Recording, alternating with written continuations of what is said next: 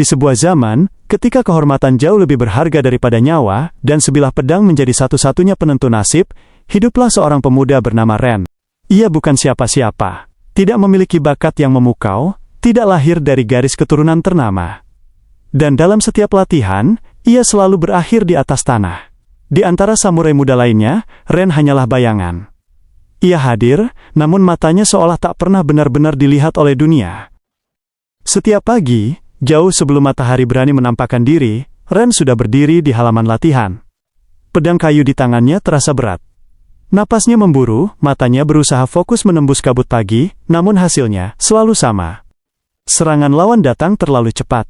Pertahanannya selalu terlambat 1 detik. Dan dalam sekejap, pedangnya terlepas, menghantam debu. Ia jatuh. Kalah.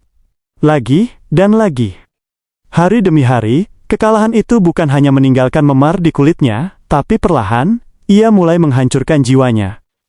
Di dalam kesunyian malam, sebuah suara kecil mulai menghantui pikirannya. Apa aku memang tidak pantas di jalan ini? Ia melihat teman-temannya melesat maju. Mereka semakin kuat, semakin percaya diri, dan mulai memanen pujian. Sementara Ren, ia terjebak dalam kegagalan yang sama.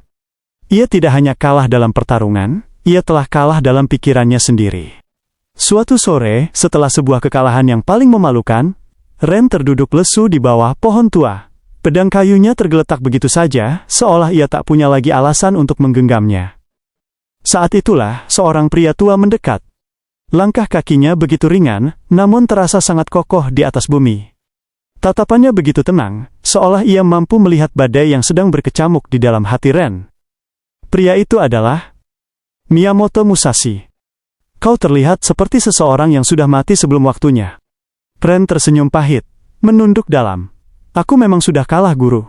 Namun, pria tua itu menggeleng perlahan. Tidak. Kau tidak kalah dalam duel.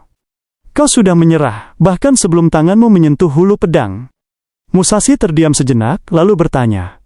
Kenapa kau ingin menjadi samurai? Ren menjawab dengan nada kosong. Karena ayahku seorang samurai. Musashi menatapnya tajam. Itu bukan alasan. Itu hanya sebuah beban yang kau paksakan. Selama kau tidak memiliki alasanmu sendiri, pedang itu hanya akan menjadi sepotong kayu yang mati. Kalimat itu mengubah segalanya. Sejak hari itu, Ren tetap berlatih, tapi tujuannya bukan lagi untuk menang. Bukan untuk tepuk tangan. Ia berlatih untuk memahami. Ia mulai merasakan setiap tarikan napasnya, setiap pori-pori kulitnya yang bersentuhan dengan angin. Ia mulai berlatih di saat dunia sedang terlelap.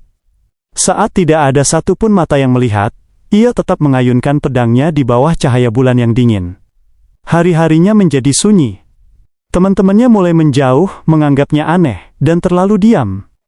Namun di dalam kesunyian yang mencekam itu, Ren akhirnya menemukan sesuatu yang tak pernah ia miliki sebelumnya, dirinya sendiri. Waktu pun berlalu. Hari yang paling ia takuti, akhirnya tiba. Ren harus kembali ke arena duel melawan pendekar yang tak terkalahkan. Semua orang di sana sudah menyiapkan kata-kata kasihan untuk kekalahannya. Namun kali ini, Ren datang dengan cara yang berbeda. Tidak ada kegugupan. Tidak ada ambisi yang meledak-ledak. Hanya ada keheningan. Saat duel dimulai, dunia seolah melambat. Ren tidak lagi melihat lawan sebagai musuh. Ia melihat gerakan udara, ia mendengar detak jantung lawannya sendiri. Ia tidak terburu-buru, ia menunggu momen yang hanya muncul dalam sekejap mata. Dan dalam satu gerakan yang sangat sunyi namun mematikan, pertarungan itu berakhir. Ren menang. Tidak ada teriakan kemenangan. Tidak ada kesombongan. Ia hanya menarik napas panjang, menyarungkan pedangnya, dan berdiri tegak dalam kedamaian. Beberapa waktu kemudian, sosok Musashi kembali muncul dari balik bayang-bayang. Kau akhirnya mengerti, ucapnya singkat. Ren bertanya pelan, apa yang sebenarnya telah aku taklukkan, guru? Musashi menjawab dengan suara yang bergetar penuh makna. Kau tidak menaklukkan orang lain. Kau telah membunuh rasa takut, dan keraguan yang selama ini merantai jiwamu. Ren kini bukan lagi seorang samurai yang mengejar nama besar. Ia telah menjadi seseorang yang stabil. Seseorang yang tidak lagi goyah, meski badai menghantamnya berkali-kali.